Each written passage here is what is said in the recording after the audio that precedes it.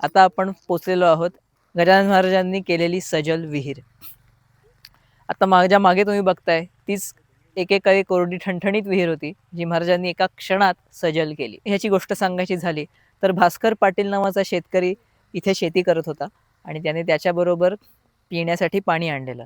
आता त्यावेळी ह्या एरियामध्ये पाण्याचा अत्यंत दुष्काळ होता। तेव्हा गजानन महाराज फिरत फिरत इथे आले आणि भास्कराकडे जल मागितलं। तेव्हा भास्कर पाटीलांना महाराजांची महती माहीत नव्हती, म्हणून महाराजांना ते जरा अदवा-तदवा बोलले आणि म्हणाले, की "मी मेहनतीने आणलेल्या पाण्यावरती तू उगाच रेघोट्या ओढू नकोस." हे ऐकून गजानन महाराज त्या विहिरीकडे गेले, जेव्हा ती पूर्ण ठणठणीत, कोरडी ठणठणीत होती। तेव्हा भास्कर पाटील म्हणाले, की "अरे त्या विहिरीकडे का जात आहे? ती तर 12 वर्षांपासून कोरडी ठणठणीत आहे. तिथे नाही पाणी मिळायचं." पण महाराज त्या विहिरीकडे गेले आणि आपली योगशक्ती वापरून क्षणातच ती विहीर जलाने भरली। हे पाहून भास्कर पाटीलही महाराजांना शरण आला। आता इकडे गजानन महाराजांनी सजल केलेली विहीर ह्या नावाचे 2 ठिकाण आहेत। त्यातलं एक ठिकाण लोकांना दिशाभूल करण्यासाठी आहे आणि एक ठिकाण खरं आहे। त्यातलं खरं ठिकाण तेच जे श्री गजानन महाराज संस्थान शेगाव ह्यांचं आहे।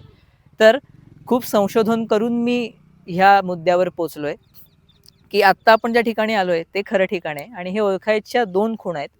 खूण नंबर 1 म्हणजे दासगणू महाराजांनी जे श्री गजानन प्रार्थना स्तोत्र रचलंय, त्यामध्ये त्यांनी लिहिलंय, की सर्वे नंबर 52 मध्ये तुम्ही एक कोरडी ठणठणीत विहीर सजल केली। तर त्याचा हा माझ्या मागचा जो बोर्ड आहे, त्यावरती तुम्हाला त्याचा उल्लेख दिसेल, की हाच तो सर्वे नंबर 52।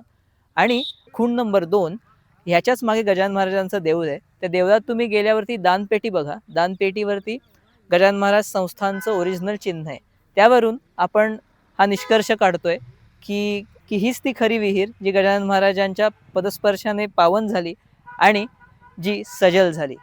म्हणून भक्तांनो सावधान, तुम्ही ह्याच ठिकाणी या। दुसरं ठिकाण जे आत्ता प्रसिद्ध आहे तिथे जाऊन स्वतःची दिशाभूल नका करून घेऊ। आता तुम्ही ह्या ठिकाणी याल कसे? तर मी आत्ता खाली जे नाव लिहिलंय हेच तुम्ही गुगल मॅप्सवर टाका आणि सर्चमधल्या पहिल्या फोटोमध्ये तुम्हाला हा मागचा बोर्ड दिसेल। एकदा हे दिसलं की इट इज कन्फर्म्ड की तुम्ही बरोबर ठिकाणी येताय। Now I will give you a tour of this place.